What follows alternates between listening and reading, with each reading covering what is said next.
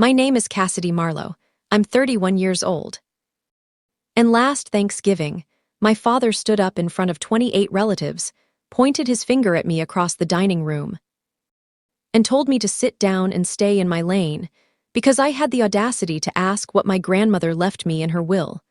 The room went quiet for half a second. Then people started laughing. My face went so hot I could feel it in my ears, but I looked straight at him and said 2 words.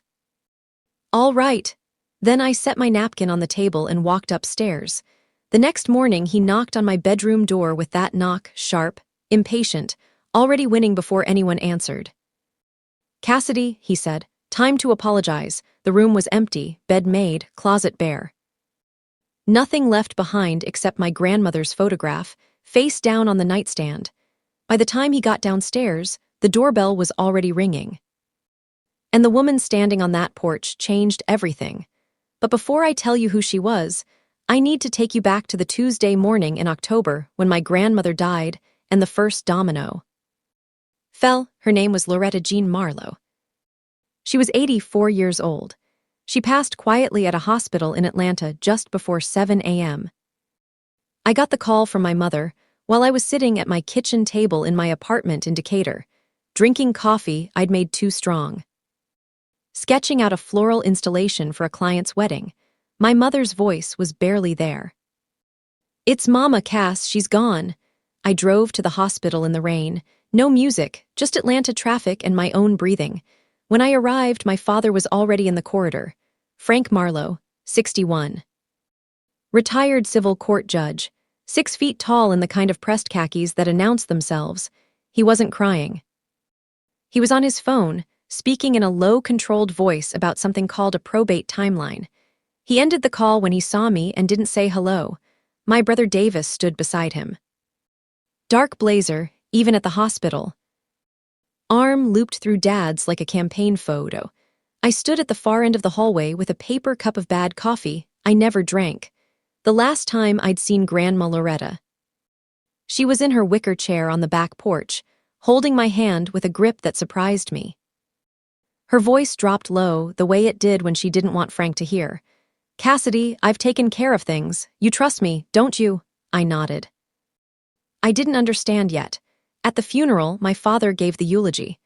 12 minutes about legacy, responsibility, and how the Marlowe name would carry forward through his son. He said Davis's name 4 times, my mother's name once. He did not say mine at all. Afterward, a woman I didn't recognize found me near the door. Maybe 60, silver hair cut close. Charcoal blazer, small gold earrings. She took my hand firmly. Your grandmother talked about you constantly, she said quietly. I'll be in touch. She was gone before I could ask her name. That evening, 15 of us gathered at the family home in Roswell, the white farmhouse Grandma Loretta had built with her own inheritance money. Deep porches. A magnolia in the front yard, so old it had its own mythology. A vegetable garden out back where she grew tomatoes and dahlias side by side because, she said, beauty and usefulness weren't enemies. My father sat at the head of the dining table and raised his glass. Mama left her affairs to me to manage. I'll make sure her assets go where they're most needed, to the people who are in a position to use them wisely. His eyes found mine. That means you don't need to stress about any of it, Cassidy. You're still figuring out your path, we all know that. I set my fork down. Dad, Grandma told me. Mama was confused at the end, he said, cutting across me. Whatever she thought she promised doesn't hold up legally. Let it go. My mother stared at her plate. She didn't look up. She never looked up. After dinner, I went upstairs to the bedroom I'd grown up in. Out of old habit, I opened the nightstand drawer. There was an envelope inside that hadn't been there before, cream stationery. My name on the front in my grandmother's handwriting, shaky but deliberate, like she'd pressed hard enough to make the words permanent. Inside, a letter and a partial photocopy of something with the words Irrevocable Trust Agreement, Loretta J. Marlowe, printed across the top. Halfway down the first page, highlighted in yellow, beneficiary, Cassidy Ann Marlowe. My hands were shaking when I read the letter. Cassidy, if you're reading this, then I'm gone. And Frank is already doing what I always knew he would. I'm sorry I couldn't stop him while I was alive. Men like your father only hear documents. The original trust is with my attorney, Patricia Holden. Her office is in Midtown Atlanta on Peachtree Street. The copy I've left you is partial, not enough to prove anything alone, but enough for you to know I'm telling the truth. Don't show anyone. Not Frank, not Davis, not even your mother. Wait for the right time. Patricia will know what to do. You are my wild, beautiful, stubborn girl, and you always were worth more than they let you believe. All my love always. Grandma, I pressed that letter against my chest and sat in the dark for a long time. 3 weeks later, I got a forwarded email. Sent to me by accident from Davis. Subject line, Ray, Trust Amendment Draft Petition, 7 messages, back and forth between my brother and my father. Davis had drafted a legal petition to the probate court requesting a change of beneficiary. The grounds, financial instability and poor judgment of the named heir. He'd cited my student debt, my inconsistent career path, my lack of property, as evidence I was unfit to receive a significant inheritance. But the line that made my vision go white wasn't the legal language. It was a message Davis had typed at the bottom of the chain, casual as a grocery list. She won't push back, Dad. She never does. That's the whole point. I screenshotted every message, backed it up twice, then I called my mother. Tell Dad I'll be there for Thanksgiving. I was going back. But not to make peace. The next morning I called Patricia Holden's office. The receptionist put me on hold for exactly 12 seconds. Then, Miss Marlowe, Miss Holden has been expecting you. Can you come in this week? 2 days later, I was sitting across from her at a clean desk on the 14th floor of a midtown building. The Atlanta skyline gray and low behind her, Patricia Holden was composed. Precise, the kind of person who has seen everything and let none of it rattle her. Your grandmother hired me 11 years ago, she said. 7 years ago, she came back and asked me to establish an irrevocable trust with you as sole beneficiary. She said, and I'm quoting her directly, Frank will try to undo it. Make sure he can't. She slid the original document across the desk. $575,000 in a trust managed by First National Bank of Georgia. Notary seal. Loretta's signature in blue ink, steady and certain. Irrevocable means your father as trustee cannot alter the beneficiary without your written consent or a court ruling of mental incapacity at the time of signing, Patricia said. Your grandmother had her physician conduct a cognitive evaluation the same week. She was fully competent. The results are on file. I exhaled. It was the first real breath I'd taken in a month. There's more. Patricia opened a second folder. Your father filed his petition 4 weeks ago. He told the court he was unable to locate you. She looked at me steadily. He has your phone number. He has your address. You slept in his house last Thanksgiving. I showed her the email chain. She read it without expression, then looked up. This is evidence of fraudulent misrepresentation to a probate court and potential breach of fiduciary duty. If you want to pursue this, you have more than enough. I want to pursue it, she nodded. Then, almost gently, there's one more thing. Your grandmother also left you the lake house in Blue Ridge. I went still, the little cedar cabin where Grandma Loretta took me every summer. Where we'd sit on the dock at dusk, watching the mountains go purple, and she'd tell me I was built for something nobody in our family had thought to name yet. She left it to me. Loretta spent years making sure you'd be protected, Patricia said. The question is when you want to use it. Thanksgiving, I said. He's invited the whole family. 28 people. She studied me for a moment, then gave one slow nod. The Wednesday before Thanksgiving, I drove north through Georgia with one bag, my camel coat from a consignment shop, and a manila folder thick with notarized copies. The originals stayed with Patricia. The Marlowe farmhouse came into view through the pine trees the way it always did. White clapboard, wide porch, the magnolia standing guard.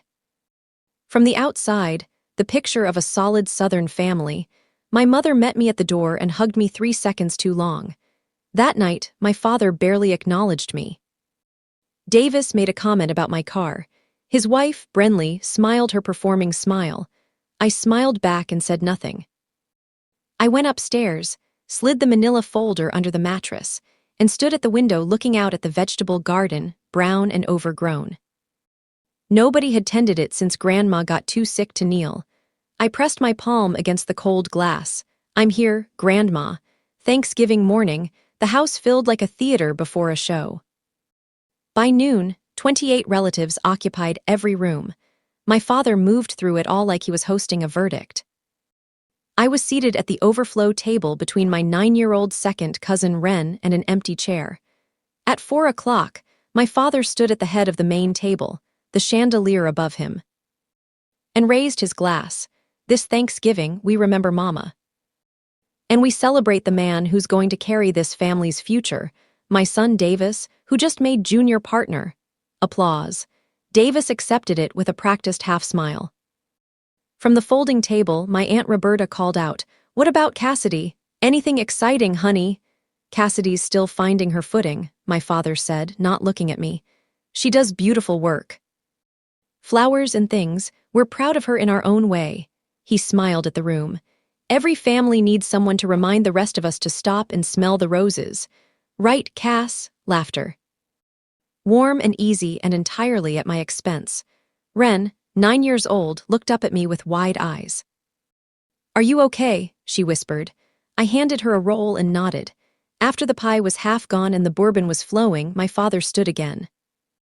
The room quieted. "Tomorrow morning, I'll be sharing Mama's final wishes regarding her estate.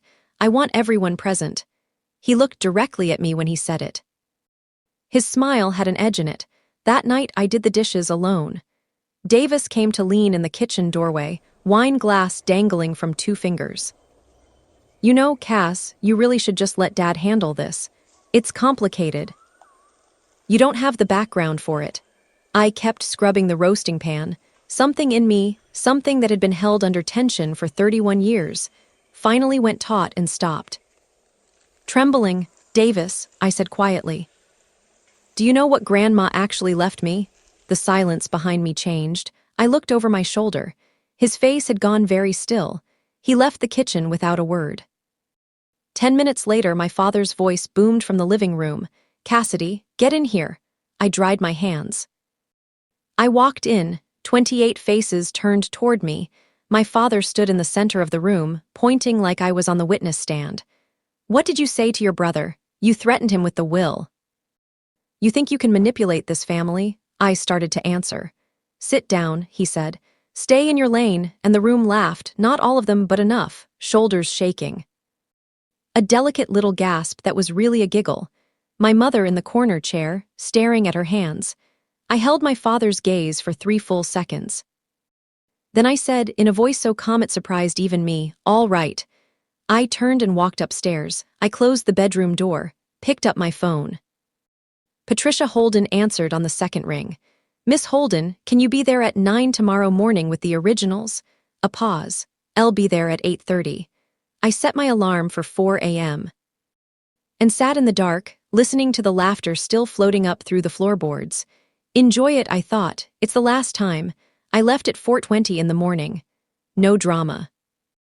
Just my bag, my folder, and my socks on the stairs so the boards wouldn't creak. I left Grandma's photograph face down on the nightstand, the only punctuation I needed. I drove to a Waffle House 12 minutes from the house, ordered coffee, and waited for daylight. Inside the house, I heard this later from my cousin Marcus. My father came downstairs at 7:30 in a pressed shirt, poured his coffee and said, "Someone go get Cassidy." Nobody moved.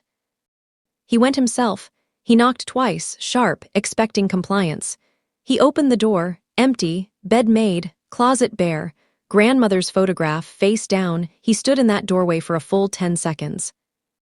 Then came downstairs, voice flat. Cassidy left, ran off like a coward. Davis smiled. "Well, that settles it." "It does," my father said.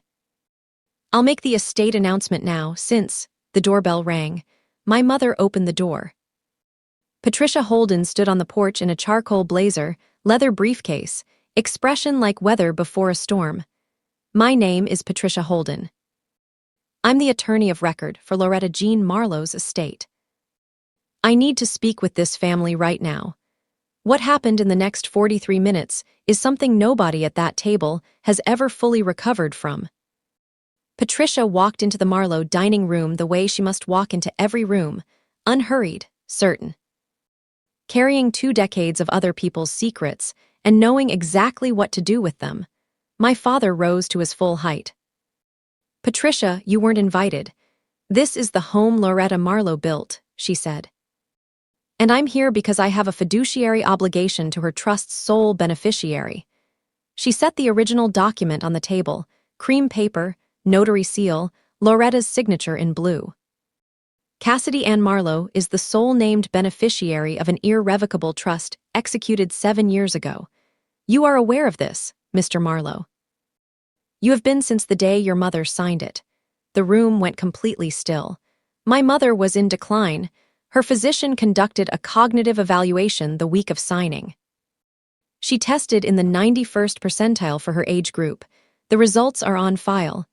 Aunt Roberta leaned forward. Uncle Pete put down his coffee. My father looked at that document the way you look at something you realize is loaded. Get out of my house, he said quietly. Patricia didn't move. You filed a petition with the probate court 4 weeks ago, claiming you were unable to locate the trust's beneficiary. She paused. The beneficiary who slept in this house last Thanksgiving. Then she pulled out the email chain and read it aloud. She won't push back, Dad. She never does. That's the whole point. The room turned to Davis in silence. He opened his mouth. Nothing came out. Patricia laid it all bare, the fraudulent petition, the timestamps, the bar records. The paper trail that proved my father and brother had knowingly misrepresented to a probate court that I couldn't be found. The $575,000 trust, Patricia said, belongs to Cassidy. As does the lake house in Blue Ridge, also named in the original estate documents. My father's composure finally broke. He demanded Davis do something, fix something, say something. Davis looked at the table. Dad, the trust is irrevocable. There's nothing to fix. Aunt Roberta said quietly. Loretta told me this would happen. She told me years ago. Aunt Vera nodded. She told me too. My father walked to his study and closed the door. He never came back to the table. The following morning, Patricia formally removed my father as trustee and filed a report with the Georgia State Bar regarding Davis's conduct. Faced with documentation he couldn't argue around. My father gave up. The trust was transferred to me. The lake house was transferred to me. I paid off every dollar of student debt within the month. Davis lost clients. His law license was suspended pending review.